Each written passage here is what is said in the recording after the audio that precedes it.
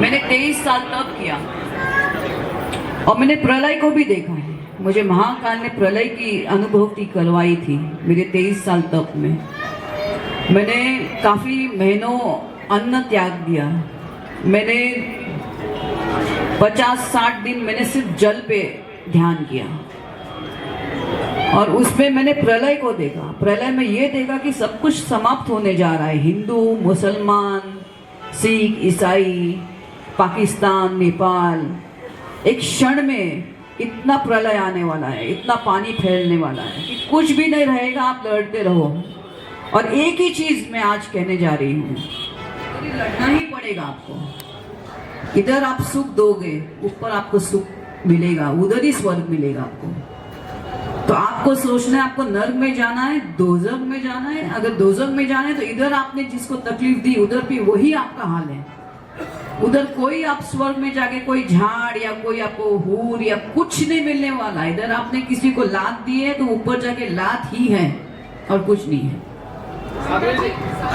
शांति, पहले आप पूछे बाद में ये रखा जाता था। तो ये सब को मैंने छोड़ के और मैंने कड़क तपस्या की। अकेले मैंने गुरु और मेरे इष्ट देव हैं आदि शक्ति और महाकाल गणेश, उनका मैंने भक्ति भी की, उनका मैंने ध्यान भी किया। ध्यान द्वारा भी, जिसको हम लोग बोलते हैं ना राजयोग बोलते हैं।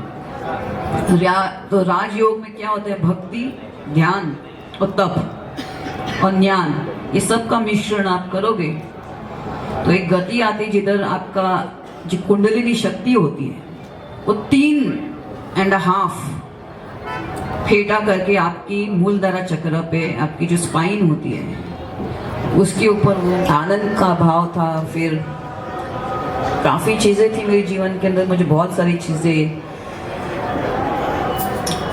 संन्यास होता है ना, आपने ऐसा नहीं कि मुझे दुख हुआ, लेकिन काफ़ी चीज़ों को मैंने दी एंड कर दिया इमीडिएटली ना अंदर से।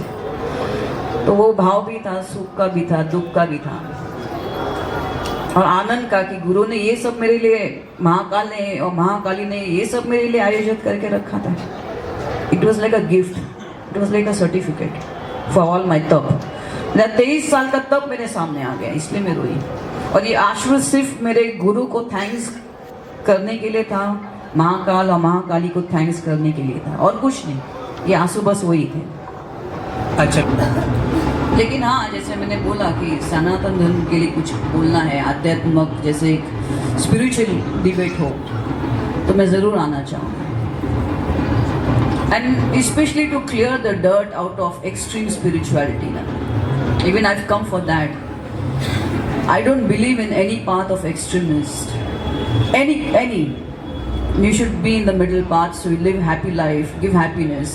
और ध्यान की सर्वम अंतिम स्टेज है आनंद परमानंद स्टेज। परमानंद वो ध्यान की ऐसी अवस्था। मैंने अन्न त्याग दिया बिकॉज शुद्ध अवस्था में ध्यान में उतरना होता है सर्वप्रथम। जैसे मैंने बोला 3 पथ है, दक्षिणा पंथ मतलब राइट पाथ। तो मैंने राइट पाथ से पहले ध्यान शुरू किया, पूरा सात्विक जीवन करके, ना प्याज ना लहसुन। इसलिए होता है बिकॉज अभी पहले हम पूरा काला होता है अपना, जैसे काला अपना लिबास होता है ना, वैसे अपना अंतर मंचित काला होता है पूरा। अभी उसमें मैं अगर एक बूंद सफ़ेद की डालूं तो आप दिखोगे, कुछ भी सफ़ेद दिखेगा, एक बूंद दिखेगा।